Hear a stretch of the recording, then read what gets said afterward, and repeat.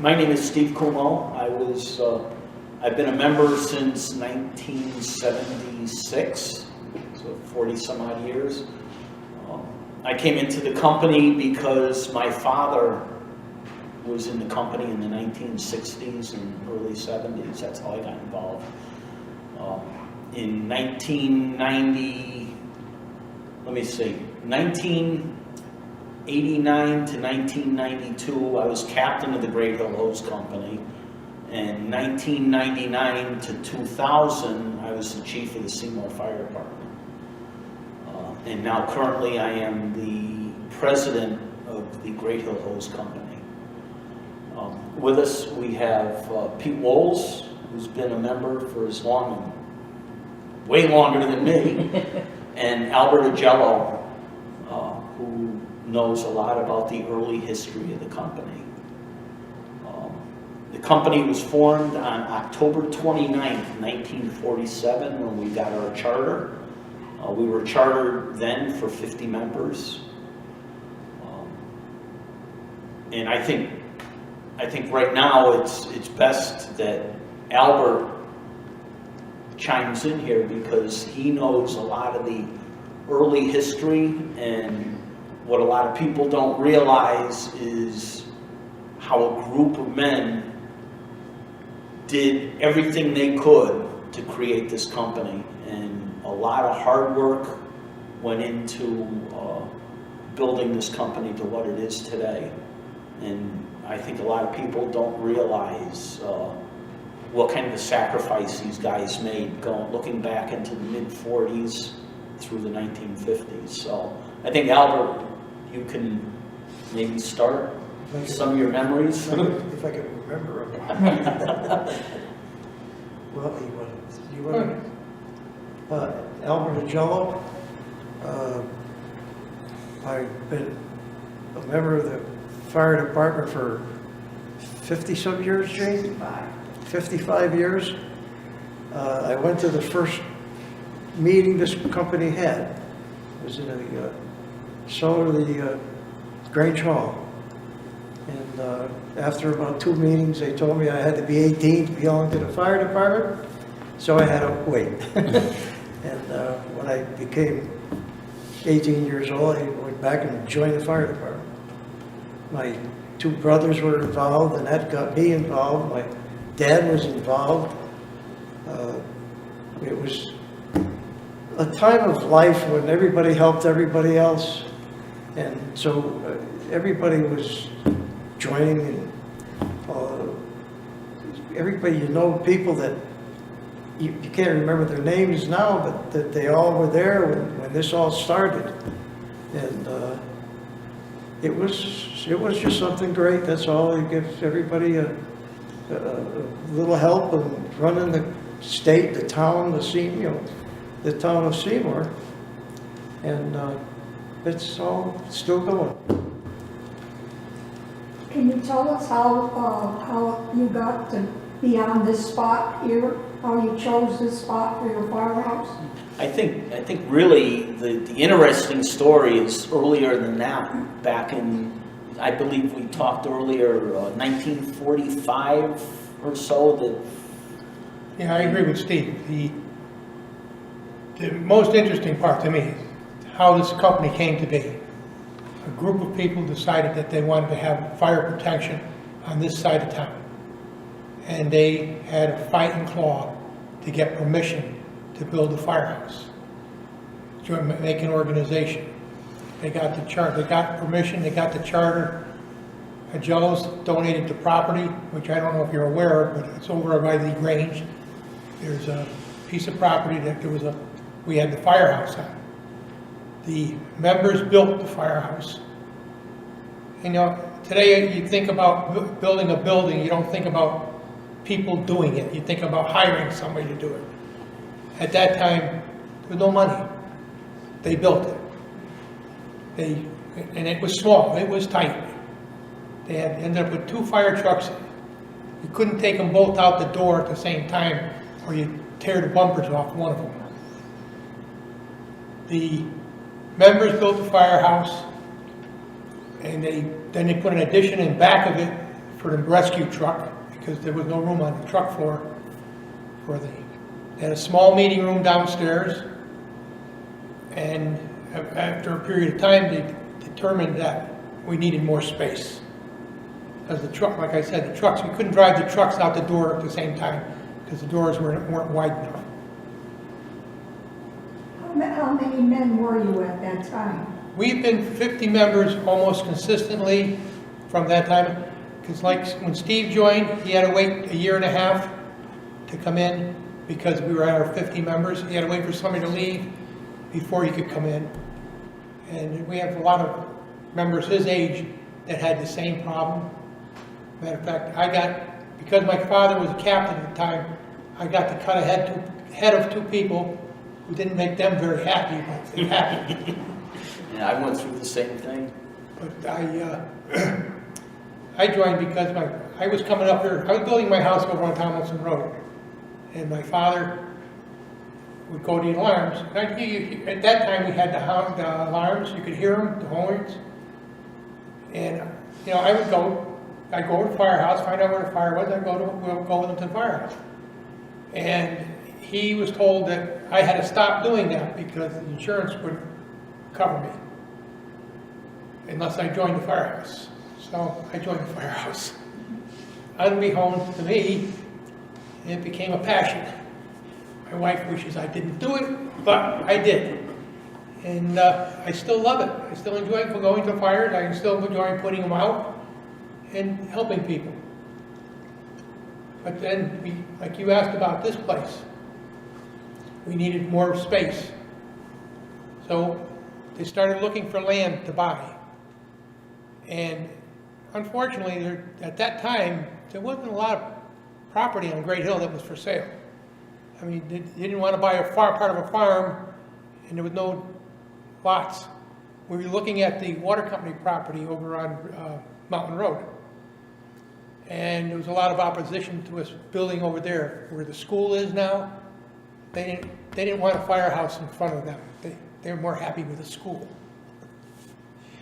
Anyway, the Yellows put this piece of property up for us, and the town agreed to it, and we started. After they hired the architect, determined how many trees had to come down, which this was all woods. The members cut all the trees down, got all the wood out of here, and then the contractors came in and built it. And now we have, at the time we moved in here, we had 6 bays, and we had three pieces of apparatus. We thought we had more land or more property or building space than we were ever going to use. As you can see in the back, the big chunk of it, this floor, this was all one big room. Now we had to make office spaces. That wasn't part of it. We built office spaces up on the 2nd floor to accommodate the office, you know, our needs for offices. And this building is shrinking on us. We ended up putting another addition on the end of it for two pieces of apparatus. And Part of the problem is as time goes by, I mean, you look at the equipment we have out there right now. It started out with a small truck, and as time goes by, the trucks just get bigger and bigger and bigger and bigger, and takes up a lot of floor space. I think talking about the truck, I think Albert has some really good stories about. You know, we talk a little bit about how we built the building and how they built the building. I wasn't even a pipe dream then, but another interesting aspect of it is what the people of Great Hill did even before they built that building, and what equipment they had, and what resourcefulness they had. You know, we started out with literally a pump on a trailer, and I think Albert can tell the stories much better than I can. But can you talk about you know, what equipment we had and how we got to fires and how we got notified about fires. Well, it goes back to the Second World War. I was talking to them before. My brothers, I had two brothers, and I was with them all the time. And they used to go out. They used to get called to. They used to have to go down by the Great Hill Church and direct traffic and stop people and tell them that they had to turn their lights down. They were under this, what you call it, that Japan was going to bomb our country. So they wanted everybody to lower their lights. I don't know if you remember when they were, they were painting half of the light black. They were putting a shield over the house, over that. And that went on for a while, and that, I was just a little boy, young boy. Got him just thinking about, well, let's start a fire department, And so that went on and went on until they finally got it going. And like Peter said, they got, we had a lot of fights. I didn't. They had a lot of fights to go to get it because the town wasn't ready to have another fire company. But they convinced them that they did have one. And we started with, when they had that, they used to go down to the state, I don't know, you mentioned the name of the division that used to call, who mentioned it? They get, The what? my understanding is they got a fire pump on a trailer, Yeah, but I'm talking about the From part of the state. the civil defense, the federal part. I don't know if it was the state government or the federal government, but they obtained a fire pump on a trailer from the government.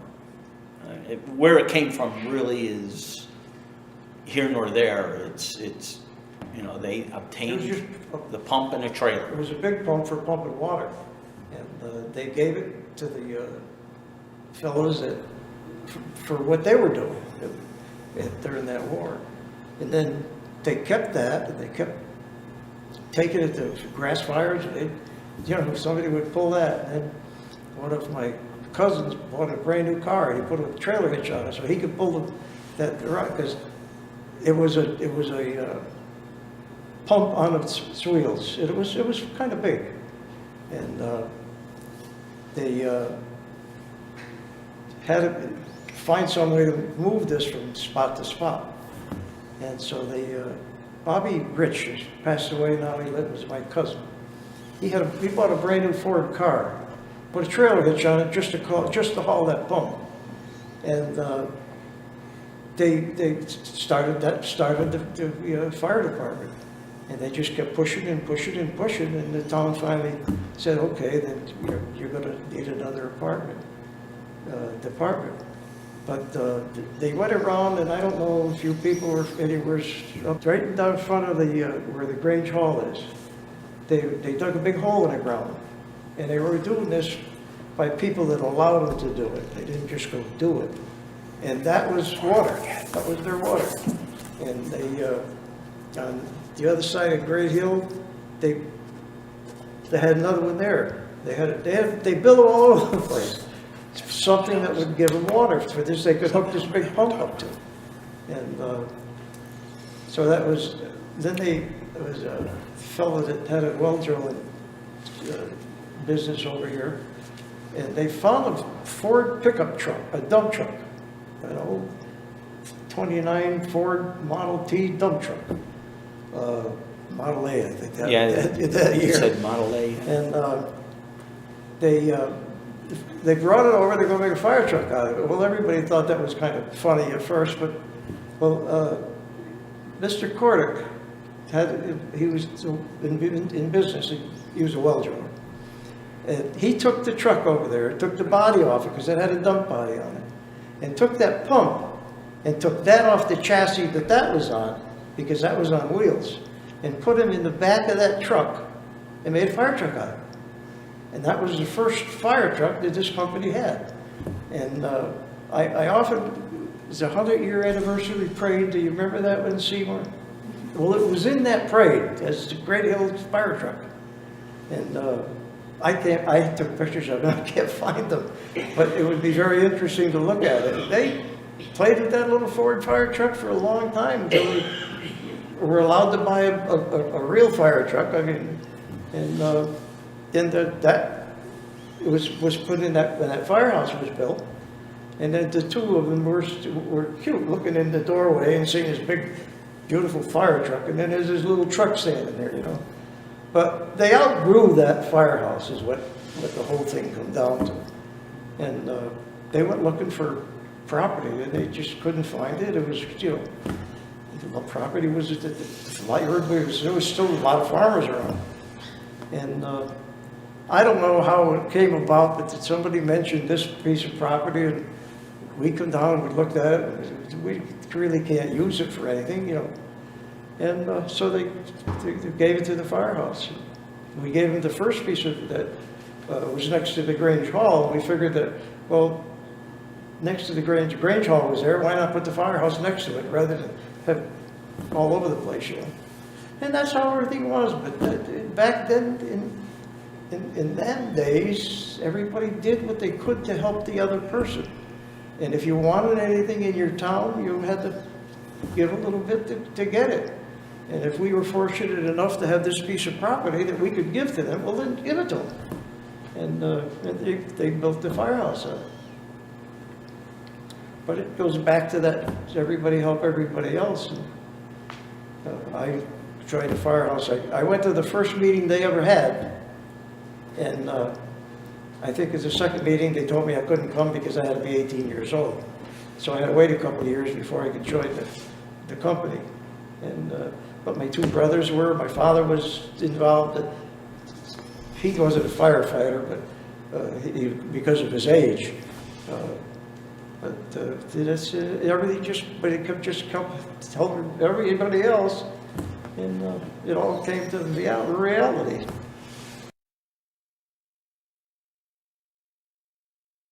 Time you had to depend on citizens from downtown to come up here to fight the fires? You could imagine before this company was around, if you lived on Roosevelt Drive and you had a problem, they had to come all the way from the center of town up over the top of the hill and down the other side to get to you. So if you had a problem, you had a problem. Like Albert said, the people who lived up here, and I grew up on this hill. I grew up on Partridge Drive, and it was all people helping people. That's what it was all about.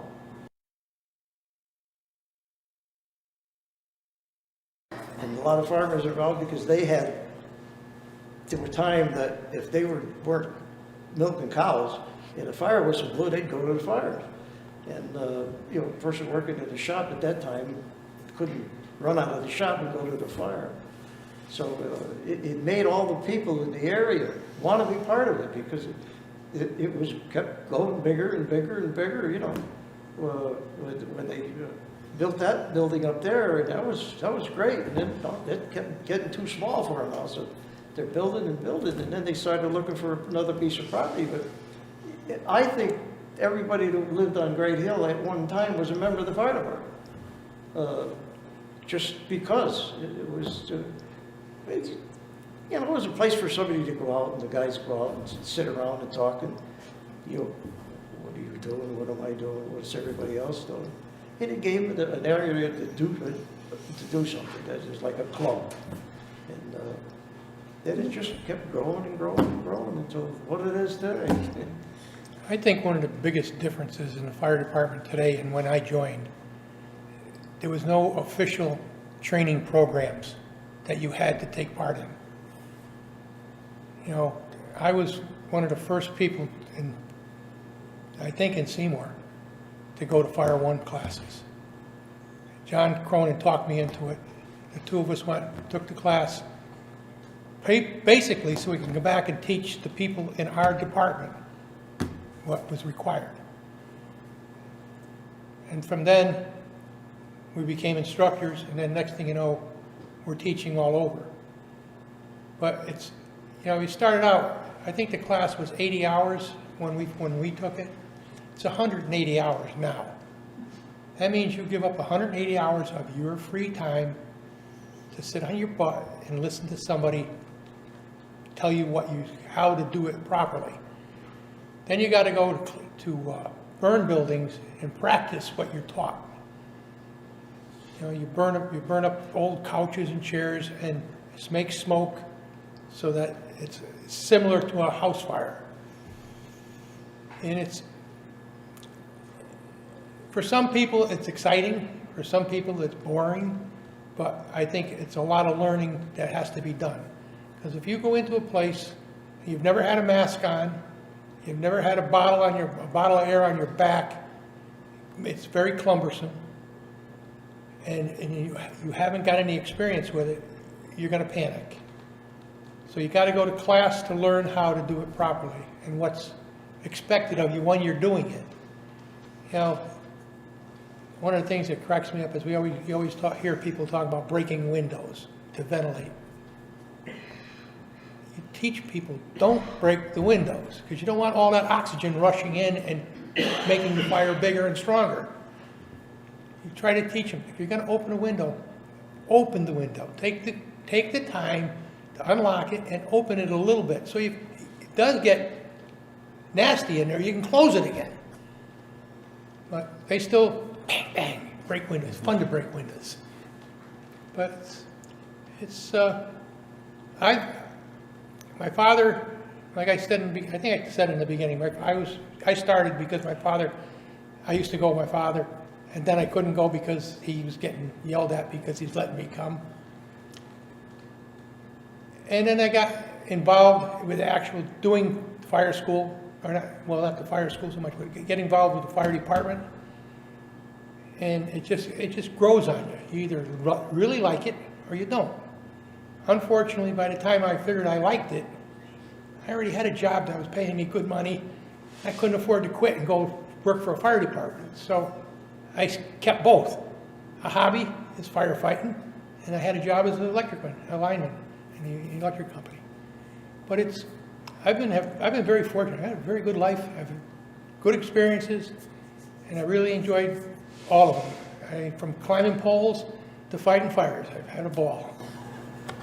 When did you start going to like car accidents and not doing the fire? When did you start? We always did. Always did? From before I joined.